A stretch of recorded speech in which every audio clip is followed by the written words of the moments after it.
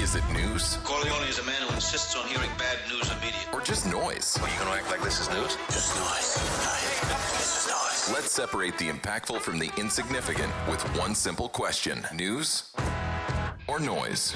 Let's do it, and we're starting out in New England, where Bailey Zappi and Malik Cunningham took snaps in the open portion of Patriots practice yesterday, while Mac Jones stood off to the side. Michael, according to the Athletics' Jeff Howe, Zappi is expected to start this Sunday against the Chargers, and according to the Boston Herald, a source in the building told the outlet Mac Jones is spiraling. News or noise, Michael?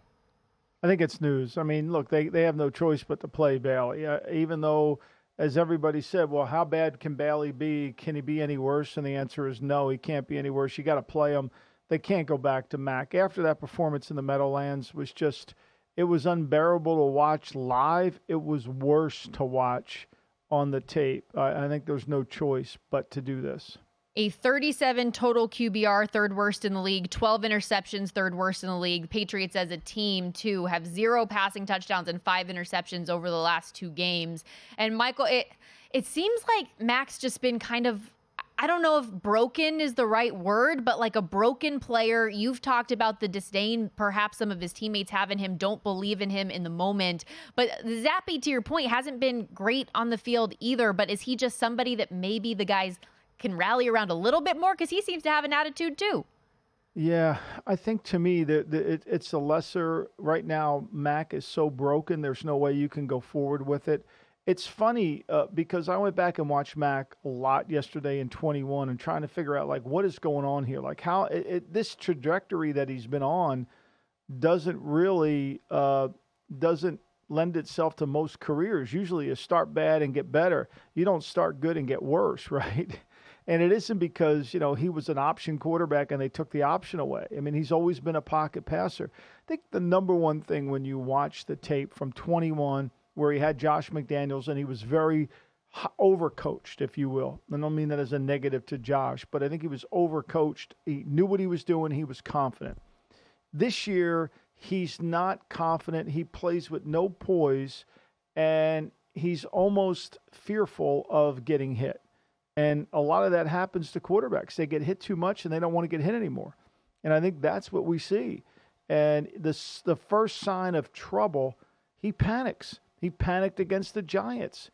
He's panicked against the Colts. The first sign of different colored jersey coming at him, he panics. He didn't do that. He did not do that in 21. He's doing it now, and I don't think Bill has any choice but to make the move that he had to make. Benched in back-to-back games, 4 games overall this season, and it's been bad regardless, but I think amplified by the fact that the Patriots are used to having the best quarterback in the world on their side, so it is a stark contrast to that. Patriots, though, one of several teams in line for a quarterback in the upcoming NFL draft. ESPN Analytics has the Patriots currently projected to the 3rd overall pick behind the Bears and Cardinals. Huge game coming up in the NFC on Sunday, Michael. A rematch of last year's NFC Championship game between the Eagles and 49ers, and there's been some trash talk on both sides this week. Debo Samuel was asked if he regrets calling James Bradbury trash. He said he regrets nothing. Meanwhile, Hassan Reddick on the other end called out San Francisco for their what ifs. Quote, "It was a lot of boo-hoos last year, a lot of crying, a lot of what ifs, a lot of this, a lot of that. They get a chance to come back here, line that bleep up, and prove it again." News or noise? No, it's news. I mean, it is news. These 2 teams, they know it. The Eagles don't feel they were lucky because they're the ones who got Brock Purdy hurt. And the 49ers are in that, we just didn't have a chance because we lost our quarterback. And then we lost our backup quarterback. So, yeah, I mean, look, they know that the path to the Super Bowl is going to go through one of these cities, San Francisco or Philadelphia. And there will be a rematch. At some point, there's going to be another game. And it'll be good. It'll be fun to watch.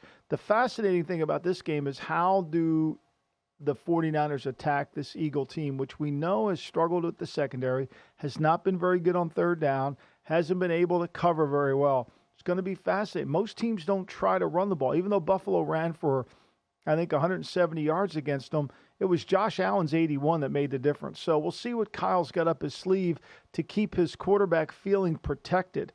I think he'll move the ball well. I know San Francisco's clearly motivated. This is a game that they've had circled since everything went down last year, but the Eagles probably have some bulletin board material and motivation of their own now, being the best team in the league on paper at 10-1, yet they are a 3-point dog at home against this team. People doubting them. Really, really excited for what's going to come up this Sunday in the afternoon. Speaking of Super Bowl contenders, Tyreek Hill thinks that Miami is one and actually called this year's Dolphins team better than the Chiefs team he won the Super Bowl with. He said, the way our head coach prepares us each and every week, man, it's next level. So it's a beautiful thing to see the way we practice, the way we play for one another is something I've never seen before in a team. I won a Super Bowl, and I feel like this is probably the better team than when we won a Super Bowl back when I was on KC. Andy Reid taking stray bullets here. News or noise? Well, I mean, I think it's noise because I don't think it's true. I think he kind of is saying stuff that's his opinion, and he's certainly entitled to it. I think this Chief team is nowhere near, his Miami team offensively. It seems like they're better than the Chief teams back when he played on them. I don't think that's the case. I think this Miami team, they've averaged about 20 points a game the last 5 weeks. I know they scored 31, 34 last week against the Jets, but let's be clear, that was 2 pick-six in that game. This offense doesn't have the physicality that offense had when Tyreek won the Super Bowl in Kansas City. I will say the defense is better. Look, I think Miami has a chance to continue to grow and get into this and get into the finals, maybe even get to the Final Four. It's going to require them to play really well in bad weather, really well in cold weather, which they haven't had. We may get a little bit of rain, and there's going to be 10-mile-an-hour winds this week. We'll see how they handle that and how they play on the road. I mean, they have not been a great road team, Stormy. Miami 8-1, fourth on the odds board to win a Super Bowl this year. That Chiefs team is currently second. USC quarterback Caleb Williams, Michael, we talked about this briefly yesterday in an interview with the LA Times, said it'll be a, quote, game time decision whether or not he declares for the NFL draft. The deadline coming up on January 13th. News or noise, Michael? Is this, come on.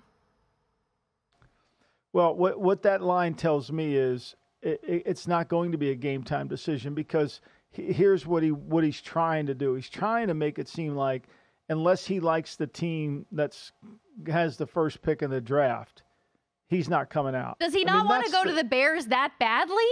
That's the hidden message in that line there. You know, to be determined is game time is going to be, what's the order? I mean, what I think it's January, like the 20th, you have to declare one way or the other whether you're. Yep. Yeah. And so what's the season end, the 10th? So that's why it's a game time decision. It's all about him. It's all about him. It's all about how he feels like, is he going to want to go to the team? He's assuming he's the first pick overall in the draft.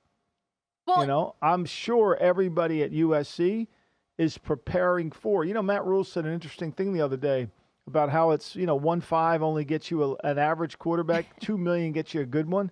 You know, SC, if they want to get a quarterback, they may need Caleb Williams' NIL money to get one. Yeah, they need it back, that's for sure. But if I'm Caleb Williams, like, there are no guarantees for you beyond this year. Like, why would you risk going back to college and risking the big money opportunity that you're going to get when you are an odds-on projected number 1 overall pick this year, like top 2 at worst? It just seems like a ridiculous notion. I don't know why he would even put that out there. I don't know why he would either, and especially considering that, look, no matter whoever has the first pick in the draft, they're a bad team. That's why they have the first pick in the draft. I mean, you're not going into a perfect situation. It's like when a guy gets a head coaching job in the NFL, nobody's taken over. I mean, even at the Chargers, you think, oh, they got Justin Herbert, it's perfect. No, it's not. There's a lot of things that can go wrong here.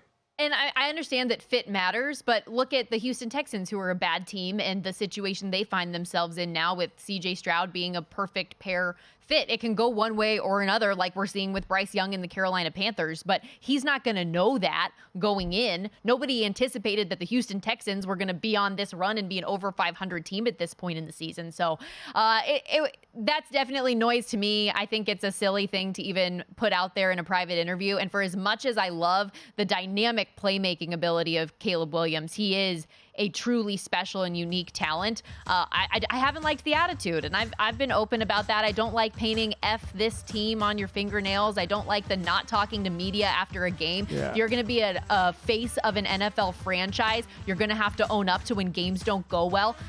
I don't know, little things. Go to VSiN.com/subscribe to become a VSiN Pro subscriber today.